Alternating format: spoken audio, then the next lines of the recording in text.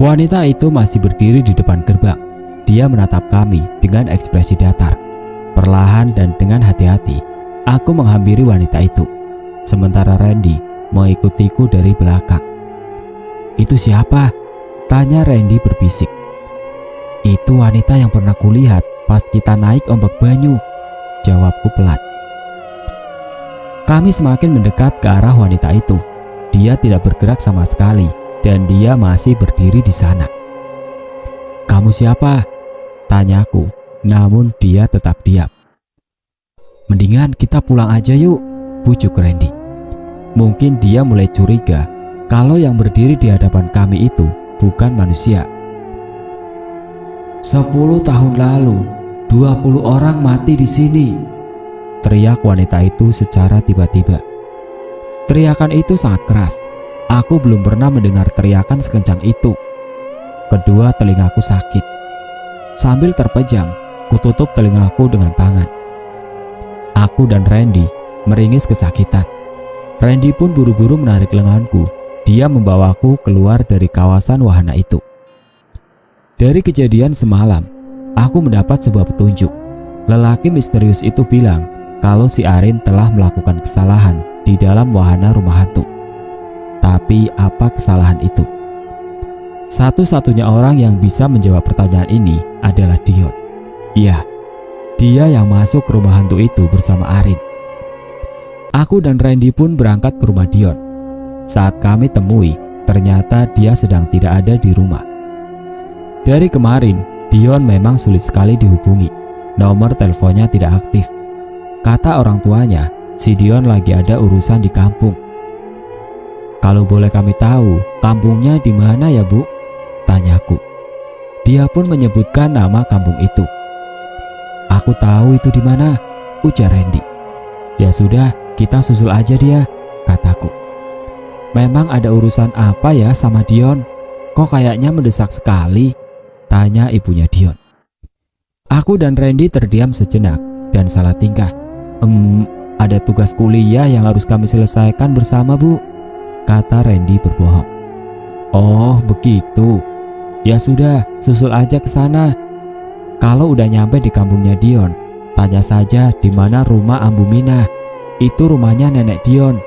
Dia menginap di rumah neneknya," jelas ibunya Dion. Perjalanan dari rumah Dion ke kampung itu memakan waktu 4 jam. Aku dan Randy naik kereta dan setibanya di stasiun, kami melanjutkan perjalanan dengan menggunakan angkot. Sekitar jam 5 sore, kami akhirnya tiba di kampung itu.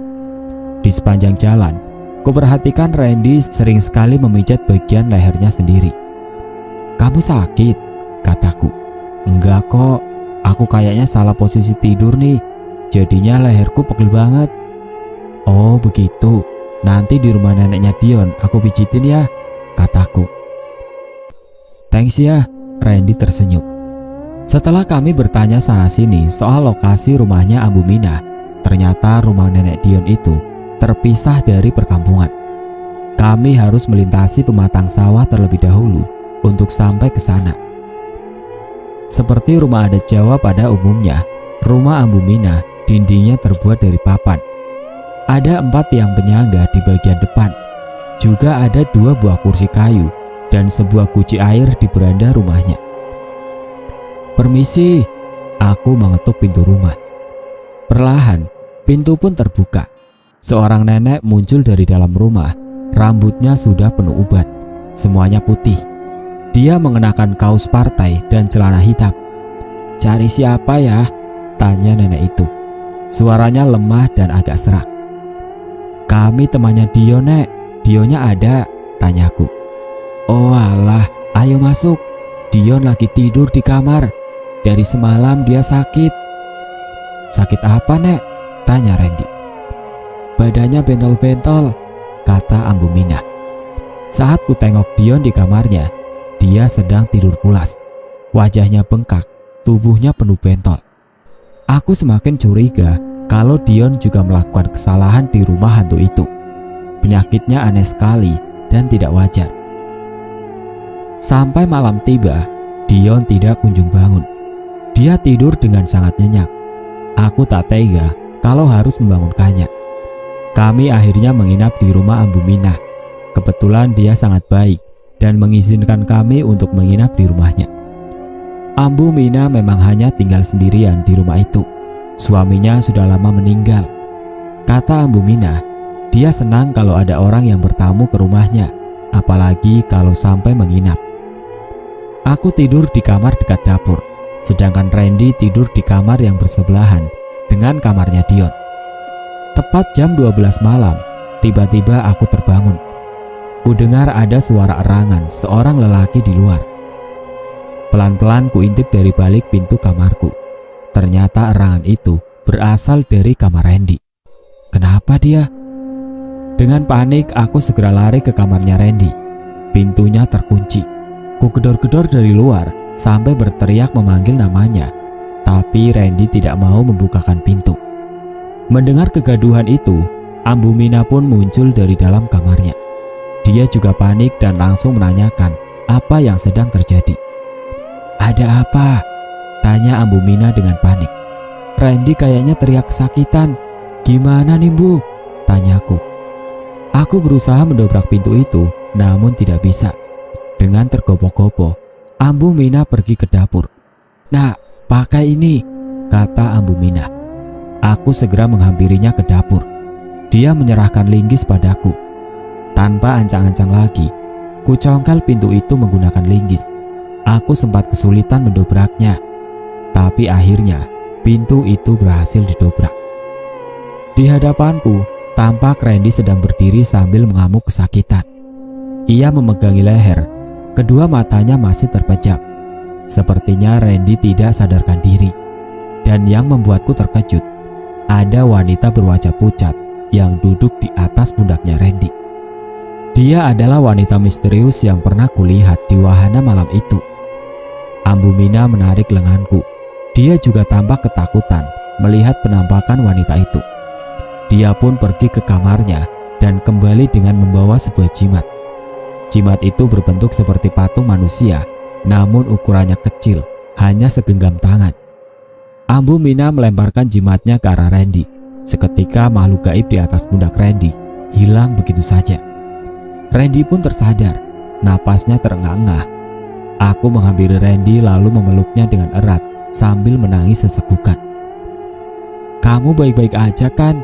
tanyaku. "Iya, aku baik-baik aja." Kami lalu mendatangi kamar Dion untuk memeriksa keadaannya. Kulihat dia sedang duduk di atas tempat tidurnya sambil menunduk. Kini wajahnya sudah tidak berbentuk. Bentolan kecil itu malah menjadi bentolan besar berwarna merah mau meledak. "Astagfirullah," gumam Randy. "Bagaimana ini, Bu?" tanyaku pada Ambu Minah. "Sepertinya ada makhluk gaib yang mengikuti kalian. Sebenarnya apa yang telah kalian perbuat?" tanya Ambu Minah. "Kami tidak tahu, Bu. Hanya Dion satu-satunya orang yang tahu jawaban itu. Dia masuk ke rumah hantu bersama Arin. Si Arin juga udah lama hilang," jawab Randy. Tak lama berselang, Dion perlahan berdiri. Kepalanya masih tertunduk, seperti ada yang sedang mengendalikan tubuhnya. "Dion," Randy menghampirinya sambil mengguncangkan bahu Dion. "Dion, sadar Dion," kata Randy. Tapi Dion tetap diam saja. Ambu Minah mengambil kembali jimat tadi dari dalam kamar Randy. Dia lalu menempelkan jimat itu di kening cucunya. Dion pun lunglai. Dia terkapar di atas lantai. Aku dan Randy menggotong tubuh Dion yang terasa sangat berat, seperti ada yang menaiki tubuhnya Dion. Keesokan paginya, kondisi Dion semakin parah. Benjolan di wajahnya pecah satu persatu. Kulitnya terkelupas dan darah acak-acakan di atas bantal. Dion masih hidup, tapi tetap tidak sadarkan diri. Randy menyarankan agar Dion dibawa ke rumah sakit, tapi Ambu Minah melarangnya. "Ini bukan penyakit biasa. Aku akan minta tolong ke orang sakti di kampung ini," ujar Ambu Minah. Randy dan Dion sudah dapat teror dari makhluk gaib.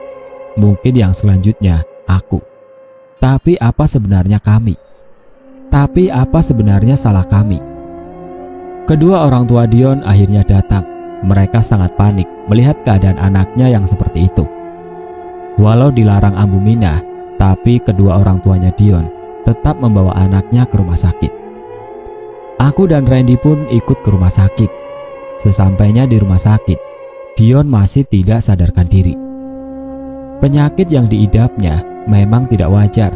Seharusnya Dion dibawa ke dukun saja menurutku. Sepanjang perjalanan ke rumah sakit, bahkan sesampainya di sana, aku masih memikirkan wahana itu. Segera kurai smartphone dari dalam saku celanaku, lalu kucari informasi seputar wahana malam di daerah Cisetu. Dari penelusuran, aku menemukan berbagai berita lawas dan sejarah kelam wahana itu. Pada tahun 2000, ada 10 orang mati di wahana ini akibat tertimpa komedi putar yang roboh. Wahana itu pun dikabarkan sempat ditutup 1 tahun, lalu dibuka kembali. Lalu pada tahun 2003, insiden mengerikan terjadi lagi. Akibat insiden itu, sebanyak 9 nyawa melayang. Mereka semua mati karena jatuh dari atas biang lala yang juga roboh. Sempat 3 tahun ditutup pasca tragedi berdarah itu, wahana tersebut pun akhirnya kembali dibuka. Dan 3 tahun kemudian, ada seorang wanita yang meninggal di wahana itu karena terpental dari ombak banyu. Aku heran, kenapa masih ada saja yang mengizinkan wahana itu beroperasi, padahal sudah banyak orang yang mati di sana. Berita-berita itu membuatku terus memikirkan banyak hal, termasuk kaitannya dengan penyakit aneh Dion. Dion langsung dibawa ke ruang rawat inap rumah sakit. Dokter dan perawat sibuk memeriksa keadaannya. Selang infus dipasang di pergelangan tangan kirinya. Dion juga diberi alat bantu pernapasan. Kedua orang tua Dion menangis melihat keadaan anaknya itu. "Apa penyakitnya, Dok?" tanya ibunya Dion. "Kemungkinan besar anak ibu terkena alergi. Kami sudah mengambil sampel darahnya dan akan diperiksa lebih lanjut di laboratorium. Ibu tenang saja, kami akan berusaha sebisa mungkin untuk menolong anak ibu," kata dokter itu dengan ramah. Malam semakin larut. Kedua orang tua Dion tidur di samping ranjang anaknya, dan Randy tidur di luar, tepatnya di kursi pasien. Sementara pacarku tampaknya sangat kelelahan. Aku sendiri tidak bisa tidur. Hatiku tidak tenang. Aku masih penasaran apa yang dilakukan Dion. Apa yang dilakukan Dion dan Arin di dalam rumah hantu itu. Saat aku melamun, tiba-tiba Dion mengacungkan tangan kanannya. Aku kaget dan segera menghampiri Dion. "Sarah," desis Dion. Aku hendak membangunkan kedua orang tuanya, tapi Dion mencegahku untuk melakukannya. "Jangan," desisnya lagi. "Gua minta maaf, semua ini salah gua," kata Dion dengan intonasi bicaranya pelan. "Apa yang lu lakuin sama Arin di rumah hantu itu?" tanyaku. "Gua udah lama suka Arin, dan waktu itu gua nembak dia. Entah kenapa kami malah ciuman di dalam rumah hantu itu," jawab Dion. Air matanya mulai keluar. Astaga, aku benar-benar terkejut mendengar pernyataannya. Dari pintu muncullah Ambu Minah. Dia bersama seorang lelaki yang tampaknya orang pintar. Lelaki parubaya itu mengenakan baju warna hitam dan belangkon hitam. "Wah, ini sih dikerjain setan," kata lelaki itu. "Tolong cucu saya, Bah," pinta Ambu Minah. Kemudian lelaki yang dipanggil Abah itu membakar menyan. Mendengar suara agak gaduh, kedua orang tua Dion bangun. Mereka bingung apa yang sedang terjadi, apalagi saat melihat anaknya sudah sadar. Ibu Dion hendak memanggil dokter, tapi Ambu Minah melarangnya. "Ini masalah gaib, percayalah, anakmu akan selamat," kata Ambu Minah. Dukun itu tampak berkomat kamit. Dia lalu meringis seperti menahan sakit. Tangan kanannya diarahkan ke tubuh Dion. Dia seperti sedang menarik sesuatu dari dalam tubuh Dion. Urat leher dukun itu sampai terlihat jelas. Saat itu juga Dion muntah. Dia mengeluarkan 2 gumpalan daging dari dalam mulutnya. Daging itu berbentuk bulat dan berlumur darah. Dion pun kembali tidak sadarkan diri. Namun keesokan paginya, kondisi Dion membaik. Dia sudah bisa makan. Benjolan di sekujur tubuhnya mulai kempes. Dukun itu memang sangat sakti. Apa salahnya minta tolong ke dia untuk mencari keberadaan Arin? Untungnya dia bersedia. Nama dukun itu ternyata Abah Sidik. Dia bilang kalau Arin masih hidup. Arin terjebak di wahana malam itu. Sangat mudah untuk menyelamatkan temanmu itu, ujar Abah Sidik. Dia sedang sarapan pagi di ruangan tempat Dion dirawat. Bagaimana caranya, Bah?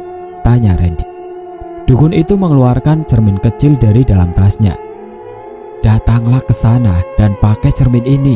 Kalian bisa melihat keberadaan teman kalian melalui cermin itu, ujar Abah Sidik. Randy menerima cermin pemberian Abah Sidik. Bingkai cermin itu terbuat dari kayu.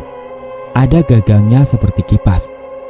Kalau kalian sudah menemukannya, taburkan garam ini di lokasi tersebut. Nanti teman kalian akan keluar dari alam gaib, tambah Abah Sidik. Terima kasih, Bah. Kami akan coba saran Abah, timbalku. 2 hari kemudian, aku dan Randy kembali ke wahana itu. Kami hanya bisa ke sana malam hari karena takut dipergoki warga sekitar. Randy langsung mengeluarkan cermin dan mengarahkannya ke segala arah. Dari cermin itu, kami melihat hal yang sangat mengerikan. Wahana itu dipenuhi pengunjung. Wajah mereka hancur. Ada yang bola matanya keluar. Ada yang lidahnya terjulur sampai ke tanah. Dan ada yang tidak punya kepala. Juga banyak anak-anak perempuan yang berpakaian putih. Mereka berlari ke sana kemari sambil tertawa cekikikan. Padahal secara kasat mata, wahana ini sepi sekali. Aku dan Randy terus memberanikan diri untuk mencari keberadaan Arin. Anehnya, kami belum juga menemukannya. Coba angkat ke atas, saranku. Randy mengarahkan cermin itu ke atas. Dari atas sana, tampak Arin menggantung di atas biang lala. Dia tidak sadarkan diri. Bajunya nyangkut di biang lala itu. Di sana, kataku sambil lari ke arah biang lala. Randy pun mengeluarkan garam dari dalam sakunya. Dia melemparkan garam itu ke arah biang lala. Seketika saja, wujud Arin tampak jelas menggantung di atas sana. Aku pun menelpon polisi. Tak lama kemudian, ternyata para polisi datang. Mereka pun langsung menghubungi damkar untuk menurunkan Arin. Petugas damkar berhasil menyelamatkan Arin. Dia masih hidup. Kondisinya sangat memprihatinkan. Wajahnya pucat dan bibirnya kering. Dia langsung dibawa ke rumah sakit. Sayang, ayo kita ikut Arin ke rumah sakit, kataku sambil menoleh ke belakang. Namun, Randy justru tidak ada. Di mana dia? Randy, aku sangat panik. Aku takut kalau dia diculik setan. Dari kejauhan, kulihat Randy berdiri di dekat ombak banyu dengan seorang wanita. Aku tidak dapat melihat jelas siapa wanita itu. Kuhampiri Randy, semakin dekat, wajah wanita itu semakin jelas. Dia adalah wanita yang pernah duduk di samping Arin. Dia juga yang beberapa hari lalu mengganggu Randy. Kita sudah beda alam, jangan ikuti aku lagi, kata Randy, nada bicaranya terdengar sedih. Wanita itu menggelengkan kepalanya pelan, matanya mulai basah. 1-2 bulir air mata menetes di pipinya. Aku selalu mendoakan kamu, Amira, tapi kali ini aku mohon jangan ganggu kehidupanku lagi, ujar Randy. Sekarang tenanglah di alammu. Randy mengeluarkan sisa garam dari dalam sakunya. Ia lalu melemparkannya ke tubuh wanita itu. Wanita itu menangis sejadi-jadinya. Dia pun perlahan menghilang begitu saja. Randy awalnya tidak mau cerita siapa sebenarnya wanita itu. Tapi setelah aku memaksanya dan mengancam putus, dia akhirnya cerita semuanya. Amira itu adalah mantan kekasihnya. Ternyata dia adalah wanita yang meninggal akibat jatuh dari wahana ombak banyu. Pantas saja Randy menolak saat diajak ke wahana itu. Beberapa tahun kemudian kami lulus dari kampus. Namun kejadian itu masih membekas di benakku dan tidak akan pernah kulupakan. Satu hal yang kupelajari, bahwa manusia tidak hidup sendirian. Di dunia ini ada makhluk tidak kasat mata yang hidup berdampingan dengan manusia. Mereka ada di sekeliling kita, atau bahkan tidur bersama kita setiap malam. Maka, jangan bertindak atau berkata sembarangan.